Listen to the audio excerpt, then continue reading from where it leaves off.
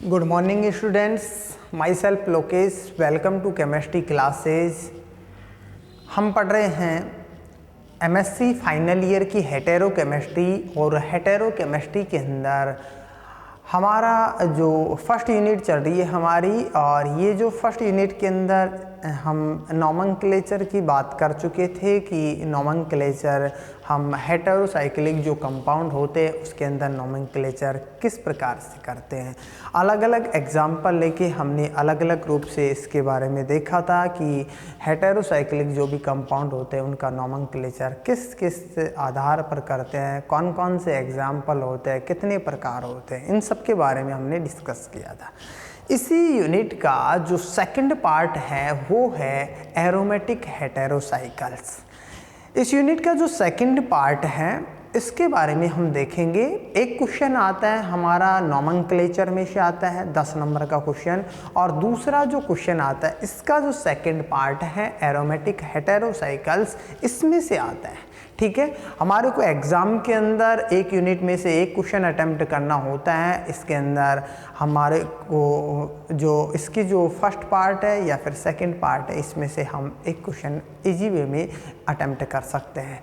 कई बार क्या होता है कि इसके अंदर जो नोमेनक्लेचर है और इसका जो एरोमेटिक हेटेरोसाइकल जो सेकंड पार्ट है, दोनों पार्ट में मिक्स होके क्वेश्चन आ जाता है, इसलिए हम यहाँ पर दोनों पार्ट को अच्छे से लेके चलेंगे। ठीक है, अच्छे से पढ़ेंगे हम।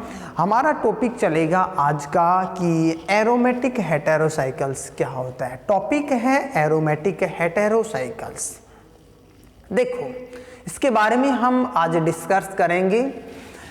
जो भी एरोमेटिक हेटेरोसाइक्लिक कंपाउंड होते हैं उसके बारे में हम देखेंगे कि कौन से कंपाउंड होते हैं, कौन कौन सी कंडीशन होती है कि कंपाउंड एरोमेटिक हेटेरोसाइकल्स हैं और उनके अंदर एरोमेटिसिटी पाई जा रही है। तो इसके अंदर हम देखेंगे कौन कौन सी कंडीशन होती है, किस आधार पर एरोमेटिक कंपाउंड कहते हैं। ठीक है, कंपाउंड हैं वो एरोमेटिक कैसे हैं, हम क्यों कहते हैं उसको, तो ये सारी कंडीशन हम इसके अंदर देखेंगे। देखो, हम इंट्रोडक्शन की इसके अंदर एरोमेटिक हेटेरोसाइकल्स की बात करते हैं। तो aromatic compound which have character of aromaticity. Aromatic compound क्या होता है? Which have character of aromaticity are consider as aromatic heterocycles. Aromatic compound which have character of aromaticity are consider as aromatic heterocycles. ठीक है, जो भी aromatic compound होता है वो क्या रखता है? करैक्टर रखता है एरोमेटिसिटी। एरोमेटिसिटी के करैक्टर उसके अंदर पाए जाते हैं एरोमेटिक कंपाउंड के अंदर। ठीक है, जब एरोमेटिक कंपाउंड के अंदर हेटेरोसाइक्लिक कंपाउंड होता है, heterocyclic compound which have character of aromaticity are consider as aromatic heterocycles. Heterocyclic जो कंपाउंड होता है वो कौन से करैक्टर रखते हैं? एरोमेटिसिटी की करैक्टर रखते हैं। हम उसको किसके अंदर कंसीडर करते हैं? एरोमेटिक हेटेरोसाइकल्स के अंदर कंसीडर करते हैं। नेक्स्ट हम बात करें इसके अंदर, एरोमेटिक हेटेरोसाइकल्स हैव फॉलोइंग करैक्टर्स। अब जो एरोमेटिक हेटेरोसाइकल्स जो कंपाउंड होते हैं वो फॉलोइंग करैक्टर, निम्न करैक्टर रखते हैं। वो कौन कौन से करैक्टर होते हैं? देखो, एक एक को लेके चलेंगे हम। Molecule should B cyclic. कैसा होना चाहिए मॉलिक्यूल? साइक्लिक होना चाहिए, साइक्लिक होना चाहिए। और साथ ही साथ hybridization of atoms present in ring should be sp2। प्रत्येक जो एटम होता है उसका यदि हम हाइब्रिडाइजेशन की बात करते हैं तो प्रत्येक एटम का जो हाइब्रिडाइजेशन है वो sp2 होना चाहिए। जो संकरण है प्रत्येक एटम का वो sp2 होना चाहिए। और साथ ही साथ मॉलिक्यूल कैसा होना चाहिए? साइक्लिक होना चाहिए, चक्रीय मॉलिक्यूल होना चाहिए, साइक्लिक मॉलिक्यूल होना चाहिए। साथ ही साथ प्रत्येक एटम कैसा होना चाहिए? उसका हाइब्रिडाइजेशन sp2 हाइब्रिड होना चाहिए। नेक्स्ट हम बात करते हैं, नेक्स्ट इसके अंदर मॉलिक्यूल शुड बी प्लेनर। अर्थात मॉलिक्यूल कैसा होना चाहिए? प्लेनर होना चाहिए। प्लेनर होना चाहिए, आउट ऑफ प्लेन नहीं होना चाहिए एक भी ऑर्बिटल उसका। ठीक है, एक भी जो एटम है वो उसका आउट ऑफ प्लेन नहीं होना चाहिए। Molecule should be planar, it means क्या कह सकते हैं, all atom of ring should be present, all atom of ring should be present in same molecular plane, अर्थात मॉलिक्यूल प्लेनर होना चाहिए। सभी जो एटम्स होते हैं मॉलिक्यूल के अंदर, रिंग जो पाई जाती है अर्थात साइक्लिक जो मॉलिक्यूल पाया जाता है उसके अंदर सभी के सभी जो एटम्स होते हैं वो कैसे होना चाहिए, सेम मॉलिक्यूलर प्लेन के अंदर उपस्थित होने चाहिए। ठीक है, नेक्स्ट हम बात करते हैं इसके अंदर number 3, pi bond and Huckel lone pair should be present in delocalized form। जो पाई बॉन्ड होता है वो पाई बॉन्ड और हकल लॉन पेयर जो कि डीलोकलाइजेशन के अंदर पार्टिसिपेट करता है वो लॉन पेयर हकल लॉन पेयर कहलाता है। ठीक है, जिसका कि डीलोकलाइजेशन पाया जाता है। ठीक है, तो pi bond and Huckel lone pair, pi bond and Huckel lone pair should be present in delocalized form। कैसा होना चाहिए, delocalized form के अंदर होना चाहिए पाई बॉन्ड और हकल लॉन पेयर। नेक्स्ट हम बात करते हैं number of delocalizing pi electron, number of delocalizing pi electrons should be according to Huckel rules, अर्थात जो number of delocalizing pi electrons होते हैं वो कैसे होने चाहिए, according to should be present according to Huckel rules, Huckel rule का पालन करने चाहिए। जो भी पाई इलेक्ट्रॉन्स होते हैं वो हकल रूल का पालन करना चाहिए। अर्थात यदि इलेक्ट्रॉन हकल रूल का पालन करते हैं, हकल रूल को फॉलो करते हैं तो ही उनके अंदर डीलोकलाइजेशन पाया जाएगा, और अदरवाइज यदि हकल रूल को फॉलो नहीं करते हैं तो उनके अंदर डीलोकलाइजेशन नहीं पाया जाता है। ठीक है, तो हम क्या कह सकते हैं, हकल रूल्स, यहाँ पर जो एन होता है हकल रूल होता है 4n + 2 पाई इलेक्ट्रॉन्स। ठीक है, ये हकल रूल होता है। यहाँ पर जो एन होता है एन हॉल नंबर होता है, अर्थात जो 1 2 3 इस प्रकार से जो संख्या होती है वो संख्या के रूप में हम इनको प्रेजेंट करते हैं।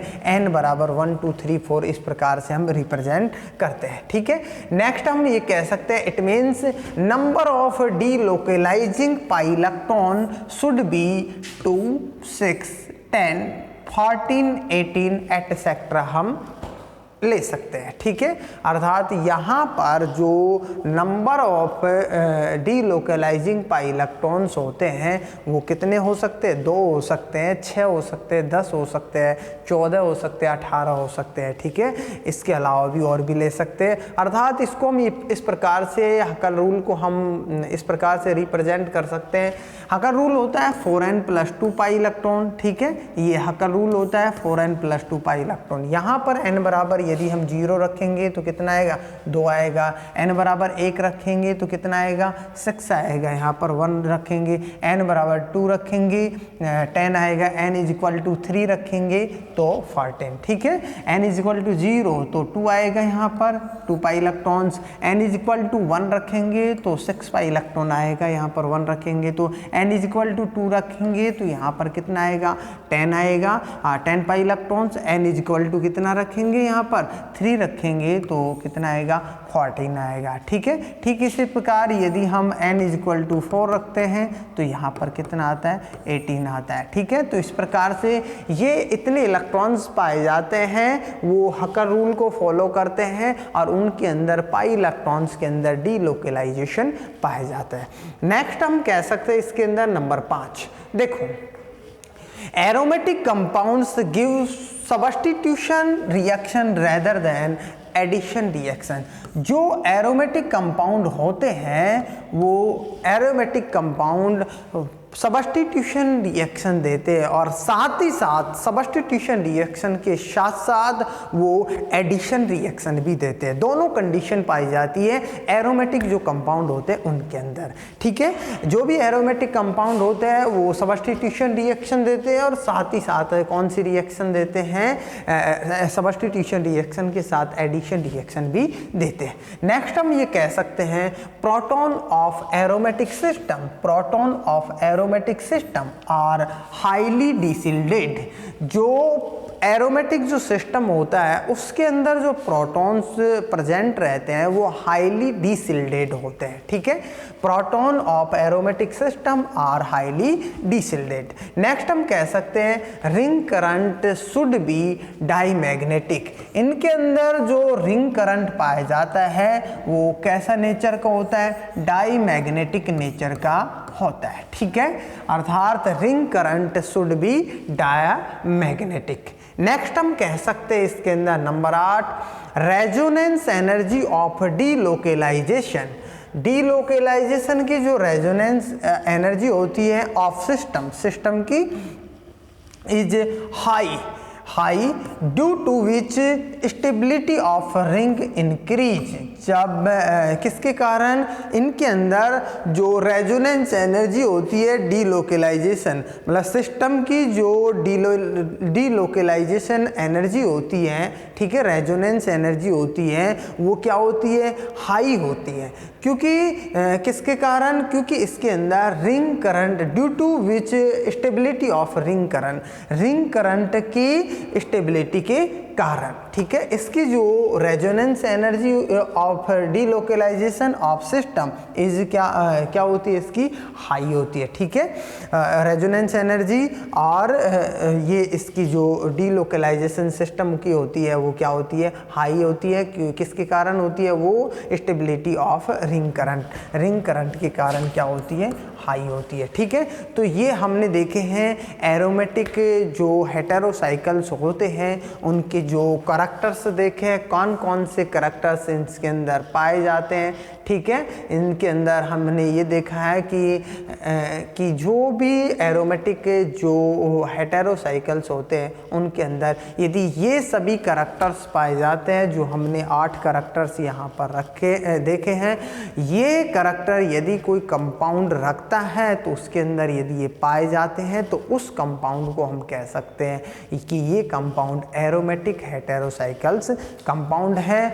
इसके अंदर ये हकर रूल को फॉलो करता है, प्रत्येक एटम sp2 हाइब्रिड होता है, मॉलिक्यूल साइक्लिक होता है और प्रत्येक एटम इनके अंदर प्लेन के अंदर पाए जाते हैं। हकर रूल को ये फॉलो कर रहा है, ठीक है।